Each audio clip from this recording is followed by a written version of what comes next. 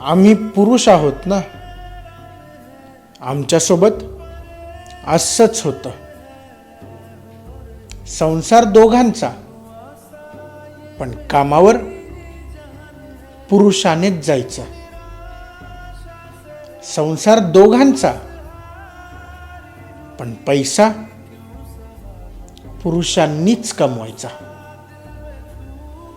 संसार दोघांचा, पण सगळा ताणतणाव पुरुषांनाच. संसार दोघांचा, पण त्या ताणतणावातून येणारं नैराश्य पुरुषालाच. आणि सगळ्यात शेवटी काडीमोड दोघांचा, पण त्यानंतर